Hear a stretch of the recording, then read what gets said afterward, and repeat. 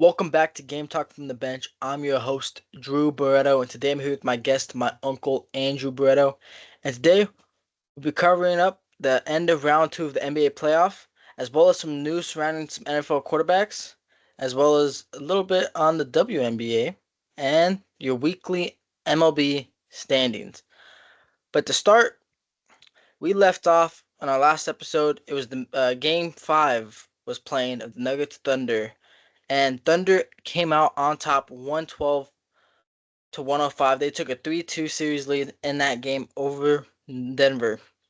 And game five, Knicks, Celtics. Obviously, Jason Tatum out for the rest of the year, possibly or probably out all of next year.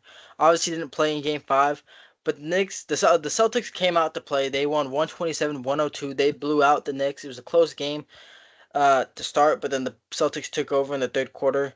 Jaylen Brown led the team as well as Derek White. Derek White had 34 points.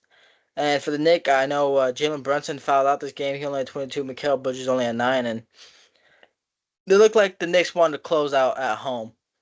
But, yes, not yesterday, but on Wednesday, that game was on Wednesday. Also on Wednesday was game 5, Warriors, Timberwolves. And I did make an Instagram TikTok about this. Guys, don't forget to follow that at Game Talk from the Bench. But, Warriors just needed one game. But they just needed to win one game to get Curry back. He even said it after the game that he was lined up for everything. But the Warriors just couldn't get it done. They lost 121, 110, and it was a tough game. I mean, Brandon Pajemski had his best game of the series. He had 28 points. Kuminga had 26. But it's just like it was the same story every game. It was just not enough offense from the whole team. Not enough from Buddy Hield. Buddy Hield only had 8. Jimmy Butler only had 17. And Moses Moody had 12 off the bench. He played 12 minutes. He had 12 off the bench. But, man, that Timberwolves team, man. Julius Randle, 29 points. Anthony Edwards, 22. Mike Conley had 16. DiVincenzo had 13. Even Rudy Gobert had 17. So, like, the key guys for the Timberwolves that didn't step up earlier in the game, or earlier in the series, they stepped up in game 5. And it was just too much for the Warriors. Yeah, I'm still sad. We never got to see that game 6. I know we were counting just win one, wait till Steph comes back and maybe he does some kind of superhero comeback like he's done in the past, but that didn't happen. Timberwolves, they put the beat down pretty early, and the Warriors were just trying to climb back in. And I know they cut it to 9. During the game, I can't remember what quarter it was where they got back into it, but you know. Julius Randle and Anthony Edwards, yeah, they made sure that they were going to finish them off, and they went on a run. I don't recall what the run was, 10-0 run or what it was, but Yeah, to end that. kind of like what they've done all, the whole series, and yeah, they played great, and they're the favorites right now, I would think. And there was one point for the Warriors. They're going into the off season now. They're going to Cancun, and a lot of questions, and we'll see how the team's going to look moving forward. But at one point I was joking around. They had, it looked like the Santa Cruz G League. They had Pajitsky in there, Trace Jackson, Quentin Bose, and I'm looking at the lineup going, right now we're trying to win a game. In Minnesota, we're down. Who's scoring right there? You know what I mean? There's 30 was not on the floor like we always say. There just wasn't enough offense, like you said. There wasn't. I'm looking at the lineup, and Looney got in there at one point too, and Buddy Hield, and no one, he only had 8, so no one was scoring. I'm like, when you got no points, you're not going to make any points with the lineups that they had out there, and yeah, so they got sent home packing. Yeah, like you said, without Curry out there, the offense just kind of it stalled out. They had runs, they got it close, but it just wasn't enough. The Timberwolves just overwhelmed them. On both ends of the floor, it just really was. They just dominated, and obviously, we wish to see Steph out there. Even Anthony Edwards said he wished to play against Steph, but it's like Steph said, the great what if. And like you said, I'm a little bit sad about it too, but it's just tough. And it, But yeah, yeah, yeah, the great what if, exactly. It's like Warrior fans. I mean, well, I'll speak for myself. It's like the injuries is part of the game. It happened. You can't say, well, you didn't beat the Warriors with Steph. Well, they beat the Warriors. They beat who was ready. It's a part of the game. I recall when the Warriors were going to making their runs at the championships all those years. Zaza Pachulia, he stepped on Kawhi Leonard. That's why you guys didn't play Kawhi Leonard. You guys hurt John Morant. You didn't play John Morant. I mean, we could have said, how about 2019, the Toronto Raptors? You didn't play Kevin Durant and Klay Thompson. We could do this all day long. Yeah. The truth, it comes down to the Warriors just lost. I mean, injuries plagued him. He got hurt at the wrong time, and that's probably how a lot of people, a lot of teams, it's an advantage to them, and they move on. Timberwolves will, go on to the Western Conference Finals. Yeah, it's just the worst time. Curry with the hamstring, Tatum with the Achilles, Lillard with the Yeah. Achilles. Obviously, the Cavs were dealing with the Donovan Mitchell was dealing with the ankle. Darius Garland was dealing with toe. So yeah, but Draymond said it. The best. He said, obviously, the injuries weren't against them in their runs to the finals. They won, Yeah. but he's like, you got to respect it both ways. It happened to us, and it's just part of the game. It's just how life is, and it's just the way it goes, and that's what happened. But like you said, a lot of roster moves are gonna be made for that Warriors team. Obviously, they got a bunch of great guys, but some of those guys aren't starters. Pajemski, like he played great in Game 5, but in the previous four games, he just wasn't it. Obviously, they're gonna need a center. Steve Kerr said they would like a center because Draymond could only play center so much before it wears him down. It's tough when you Yeah. got a 6'7" guy guarding a 7'2", 7'4", Rudy You know, Gobert. We've talked So about it. He's got to talk. He's got to take these big dudes who lower their shoulder, and Draymond's getting up there in age. So yeah, I agree. Let's get some size there because rebounding was a problem this year and in the playoffs. So get some help there. Pajetsky, he's a young guy. This is only his second year. I mean, he was playing in the G League. He was, uh, coming off the bench kind of things. Now to be put into that starter role after Klay Thompson left, I mean, that's a big, big jump, and you're going to have your struggles, right? I mean, it's just part of the game as well. You're going to go through things, go through learning process, and it's good that he has a good coach like Steve Kerr. He's got his back. He says all the right things and saying like, I thought I saw something where he said Kuminga and Pajetsky needed that playoff run. Those minutes that they played high minutes and that experience. You need that experience if you want to excel in the future. yeah, and Kaminga, he showed flashes on both sides of the floor when he was playing. Obviously, the biggest concern when Curry was healthy wasn't that he it just wasn't that he wouldn't fit with Curry. He wasn't looking for Curry on certain passes and taking up his own shots. And I mean Yeah. that was Curry's frustration with Kuminga when he was playing with Curry. And that was a lot of Warriors fans' frustration. Curry would be open a good amount and the offense runs to him and sometimes Kuminga would just play ISO balling. Which I understand the frustration, but in that series, he did step up on both sides of the floor. I thought he played tremendous defense. Um and I would love to have him back if he's willing to adapt to the system because obviously he is the future. Steph's only got 2 years left on this contract. Yeah. Will probably be his final contract. And so if I'm coming, I'm looking at it as okay. I'll adapt to the system for 2 more years, and then after that, I'll be probably the main guy. And so I mean, hopefully he does stay. But like you said, there are a lot of sign and trade options. The Warriors going to probably look into that. Look for a center, look for another guard or 3-and-D type of guy. So we'll his just have to. his stock is up right now, right? His stock is Yeah. up. It was down when he had all those DMPs and he was injured.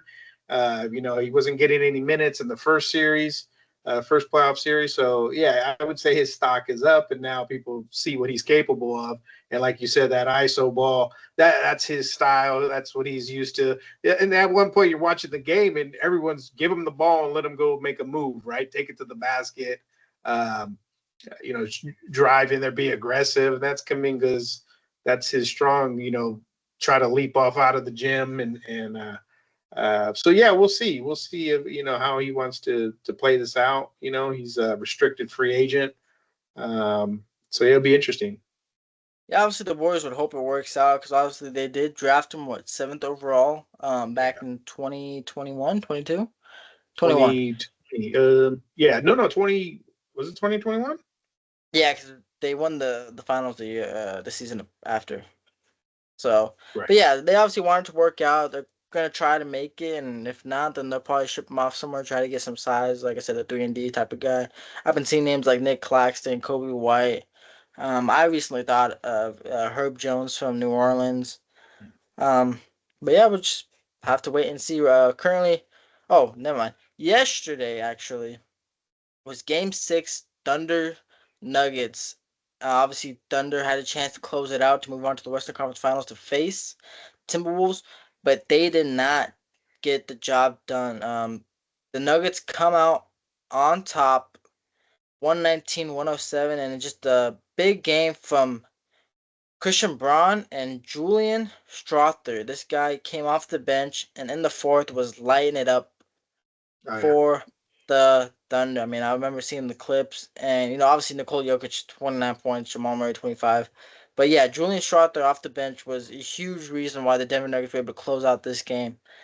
But big news from Game 7 that is going on tomorrow is Aaron Gordon injured his hamstring in Game 6, and he is Oh no. doubtful Oh no. for Game 7 tomorrow. That's Yeah, big. I that's mean, he huge. played he played through it. He played 38 minutes, only had 5 points, but 7 rebounds, 7 assists.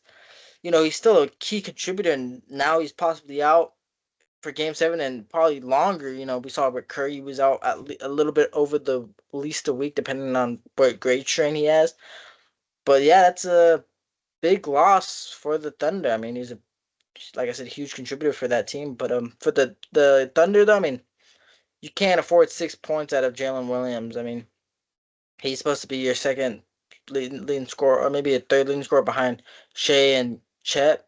I mean, Shea had 32, Chet had 19, and then 10 points from Lou Dort, Alex Caruso, Keith Wallace, but just only 6 points from Jalen Williams. You're not gonna win. You're not gonna win many games like that, and that's what showed today. And now they're in jeopardy of getting eliminated. And I don't know if you've seen that they haven't announced the MVP yet. Yeah. So They I usually think wait this long, anyways, right? I mean, I don't. it's not. Do they? I don't. I think they do. I can't recall if they do or what, but and then the MVP, it's like you gotta. It was for the season. It's not for the playoffs, is what I understand. It's not including Yeah, right now. but it I looks mean, like because that's Jokic, they're both playing really good, right now, anyways. Jokic is, well, he's close to a triple double every game, and he's pulling out, miracle shots, miracle passes. That Aaron Gordon going down, he's the main guy. He's a starter, one of the main guys, I should say. And yeah, he's had a couple of game-winning shots in the playoffs. So I mean, that'd be huge. We'll see how severe that injury is. We kind of know from a little experience that that's take you out about 3.5 games. yeah, it's huge, and like you said, I mean, maybe I guess the NBA is waiting to see who wins this series, and You then think say, so? hey, here you go, here's the MVP. But yeah, We'll see. we're gonna have to wait and see on that. But currently, right now, it's Game 6, Knicks Celtics, and this game is over. It is only the third quarter with 7 minutes left, but the Knicks are up 80-43. Woo! I mean, I know. I just saw that. I just saw unless the that coming up. Celtics could go on like a 27-0 run, I don't see them coming back in this game. Like I said, unfortunately, Jason Tatum went out with injury, but they had the chance to win the series even before he went out. They didn't blow those first two games. Just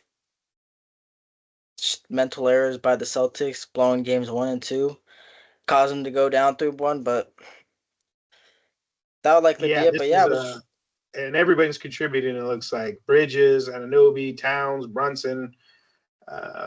9 rebounds from Hart. 6 assists. Wow, they're putting a beat down right now. So if everything, like you said, stays, then they will be moving on and facing the Indiana Pacers, which I think that's another good matchup. These yeah guys the will be the third seed versus the fourth seed. I mean, yeah, it would be great. And good you know, players.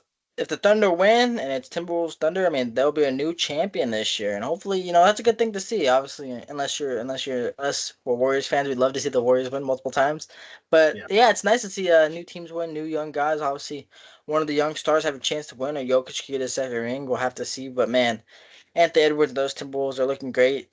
Tyrese Halliburton and the Pacers look great, and same with Jalen Brunson and the Knicks. Those three teams are just unbelievable right now. But we're gonna move on to some quarterback news. Before we move on to a quarterback who just signed a big deal, this is a little bit old news. We kind of forgot about it, and it's actually surprising How to dare me you that forget about it? I'm surprised to me that we forgot about this guy, especially when he played for our team for what Yeah. 10, like 9 seasons. Yeah, it's That's why I had to ask you. I was like, did we bring this up? He's kind of yeah. 9 seasons he played for the No, silver and black, yeah, someone black. you know, Yeah, and I don't think we said anything. Derek Tarr, go ahead.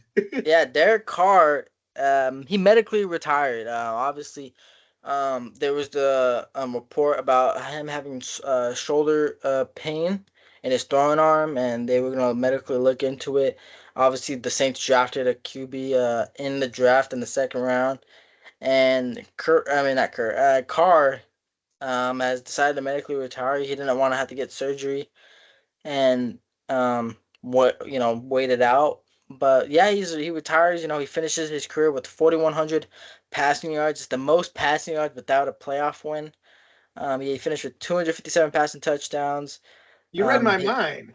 hit 7 rushing touchdowns, 956 rushing yards, and 112 ints. And this guy was he had a weird career. Obviously drafted in 2014. Um, he he took in the Raiders. And 2015 he had a better year. He had 32 touchdowns at 13 and in 2016 he was an MVP candidate. And I remember watching him play for the Raiders, and I was like, wow, this is our guy. And I remember we Mm. clinched the playoffs, and then boom, against the Colts, broken fibula. And man, that just shattered all the hopes and dreams from Raiders fans. We all thought that was the year, and we had to play Connor Cook in a playoff game against the Texans, and we ended up losing what, like 14-7. I don't Hunter remember. Cook and Matt McGloin or something like that. Yeah, it, Um, but yeah, no, I got mixed emotions here because yeah, I think after that 2016 year, they were just like, yeah, exactly, this is our guy, we're going to stick with him, and I think maybe they gave him a little too much uh, more on that string there because I mean if you look at it, yeah, like you said, one playoff game, 9 years, one playoff game, because he didn't play. Obviously, he got hurt in that one. So I mean, one playoff game that he was in, and I mean, the stats are there. I mean, if I'm looking at the records too, 12-3 that 2016 year and 10-7 2021, and then all the rest of it, without just looking at it really quick, is 500 or under 500. And it's just like, we ended up giving him over $200 million for one playoff win. Yeah, so it was just like you said, a little weird career, mixed emotions. And to his defense, too, I mean, how many quarterbacks or how many coaches did he go through? How many different offensive yeah, coordinators did he go to? It's just Raiders are continuing. They still doing this in 2024. They didn't hold on to a coach long enough. And I mean, there's different systems every year, and I would think that's comes into factor. And then you get guys who want to cry and whine and leave, and the Antonio Brown incident and their issue, and yeah, I mean, as Raider fans, we go for whoever's behind the center, right? I mean, we're all in. I just wish and I'm sure he would like to have more victories and more playoffs for the Raiders because I mean yeah, that's somewhere where he, you know, uh, raise his family and spend all his time there. We just kind of, as a Raider fan, you say thank you, hey, thank you for your, everything you did. But then I'm looking at the stats, I'm like, gosh darn it, one playoff. yeah. I mean, it's tough, especially when the Raiders had like the worst defense almost every year for like quite Yeah, some time. There's just tough on an offense to try to carry, score 30 points a game, especially when your defense couldn't get any stops, and it happened for a while, even in 2021 when they did go to the playoffs and he did play in that game. Um, it came down. It came down to a couple of plays. The Raiders got unlucky. There was a blown dead whistle in the middle of a play that led to a Bengals touchdown. And then they had a chance to tie it at the last play. Came up a little bit short, but Yeah, Derek Carr embraced the city of Oakland. He embraced, Yeah, Las Vegas. He gave his heart to the team, and I will admit they kind of did do him dirty at his last year. Obviously, Josh McDaniels, didn't they didn't connect well, even though they had Devontae Adams. They had all the right guys, Darren Waller, and then Josh McDaniels kind of just blew that up. And then he went to the Saints, and he was pretty good with the Saints, especially he started off hot in 2024 before getting injured. 2023 he was playing pretty good, but yeah, like you said, only one playoff game. yeah, and you mentioned Josh McDaniels, and I'm just like, yeah, that's an example of the coaches. Like he's, obviously not the best coach, multiple times that head coaches, maybe, and taking over for the Raiders. I mean, I think He a had lot Gruden of Raider resign, fans, we knew that was not going to work, So, uh, yeah, I know new coaches like to bring in their own quarterbacks, but he seemed to stick every single time. They try to build around him, and it just all these different offense coordinators that he went through and different teams, and they trade away his good buddy Khalil Mack, and it's like, man, and Amari Cooper, and then Mark, they got him. yeah, They got him. taking They got him Devontae, and then boom, they shipped him away instead of Devontae, and it was just like, even Devontae said, what? like, I came to the Raiders because Derek Carr's here. Yeah. So yeah, he had a rough career. Like you said, he dealt with a bunch of different coaches and stuff, but now he calls it quits, and now he's probably gonna just play golf and enjoy time with his family, and There you it's go. good for him. He made his money. He was in the league 11 years, and he did his part. But the next quarterback we want to talk to was one of the big questions of the offseason. We actually brought it up in the past, and it was Brock Purdy. Will the 49ers give Brock Purdy a new contract? And they certainly did. They gave him a 5-year, $265 million deal. It's 53 million yearly. And man, that is a huge payday from the Mr. Good for him. Irrelevant. Yeah, Yeah, good for Mister him. Irrelevant.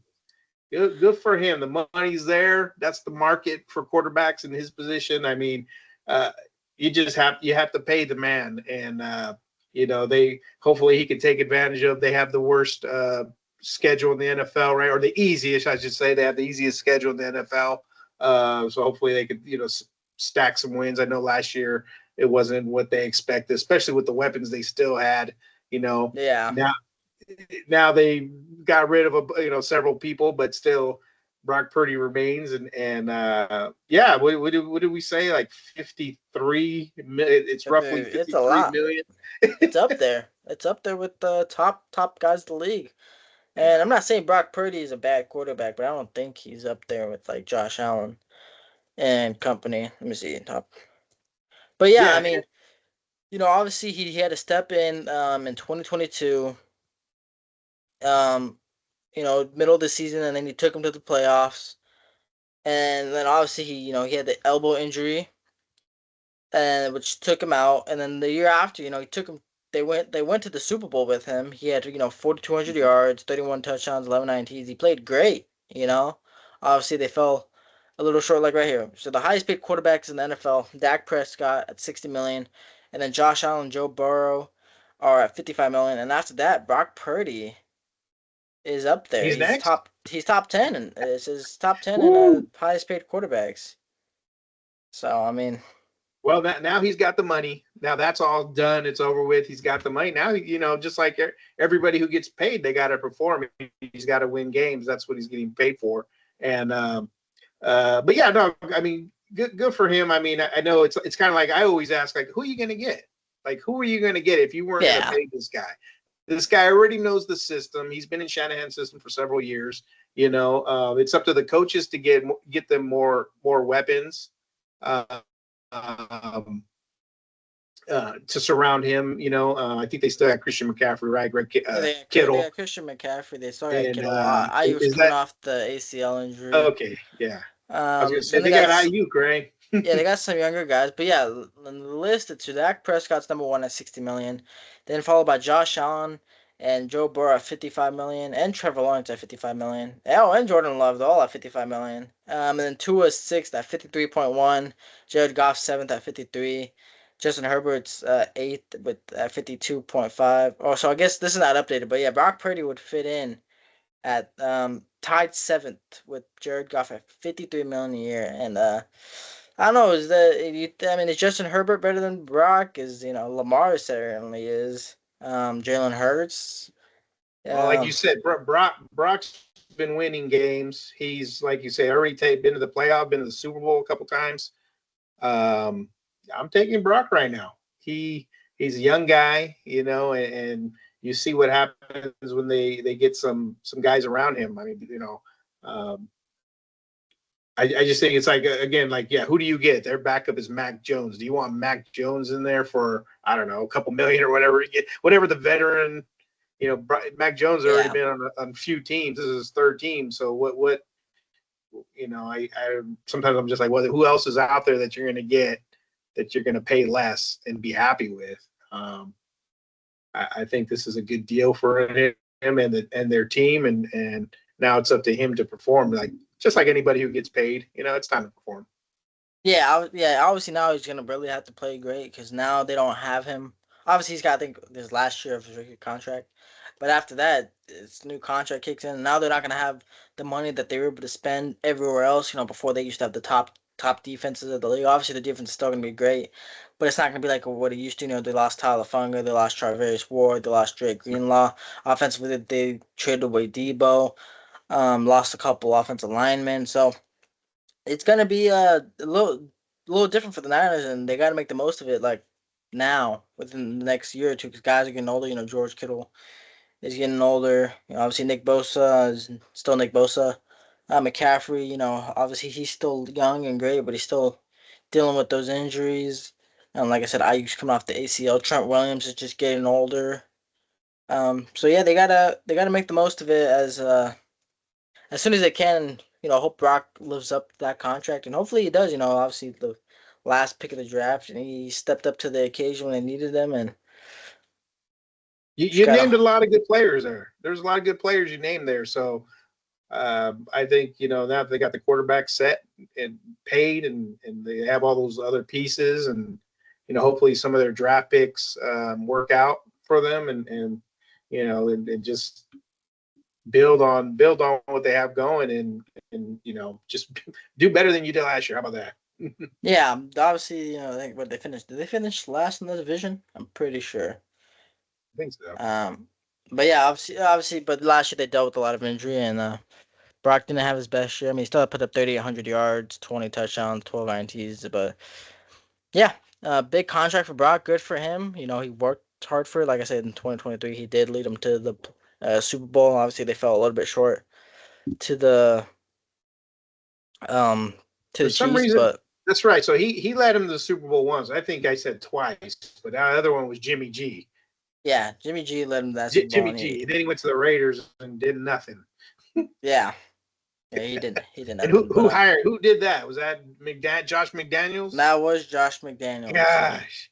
And you wonder why, like Raider fans, like we sit there, like I sit there anyways, I watched all the games still, but my arms are crossed the whole time, just like, come on, something.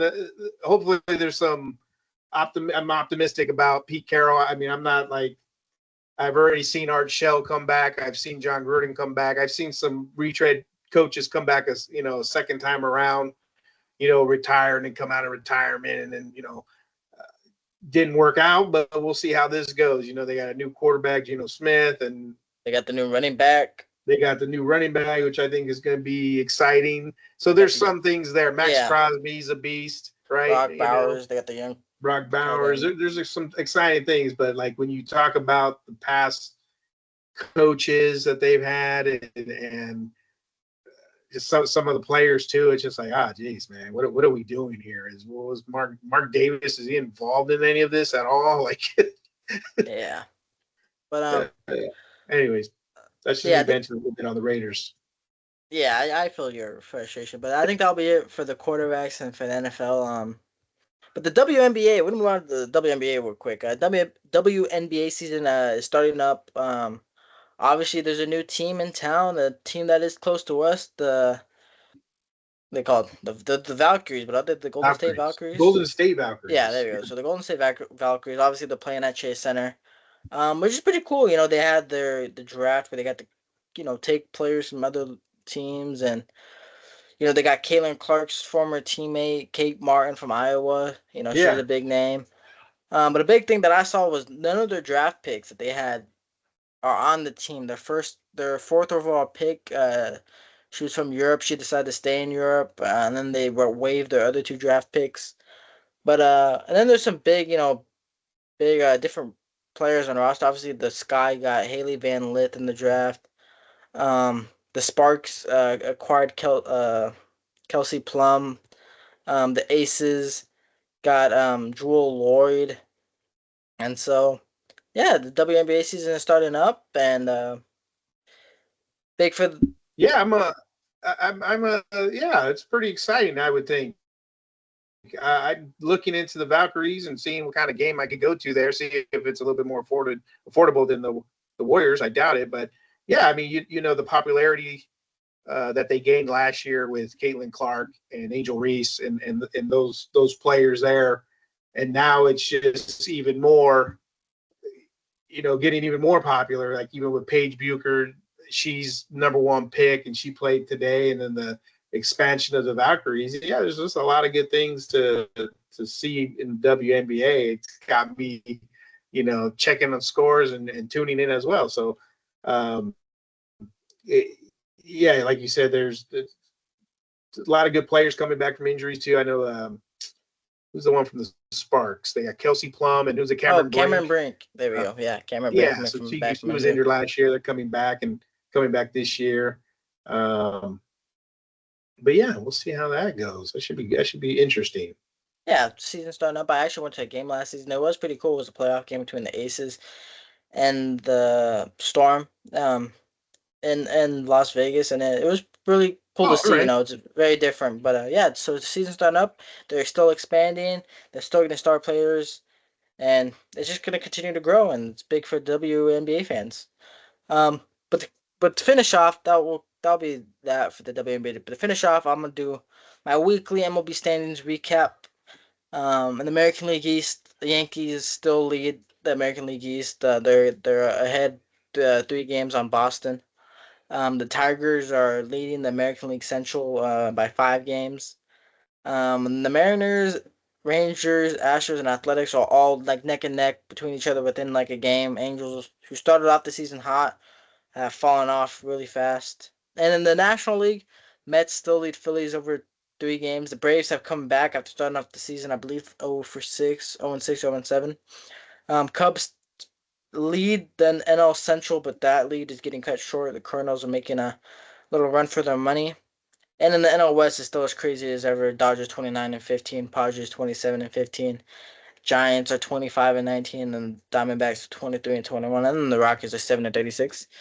But still a lot of baseball left. We're only in May. We still got what, June, July, August, September. We still got 4 more months of baseball until playoff time. But that'll be all for today. I'd like to thank you all for tuning in and listening. Don't forget to like, subscribe, and comment what you guys want us to talk about. Don't forget to follow us on Instagram and TikTok. We're also on YouTube and Spotify at Game Talk from the Bench. So don't forget to like and follow there. I'd like to thank my guest, my uncle, for joining me in today. And until next time, stay ready.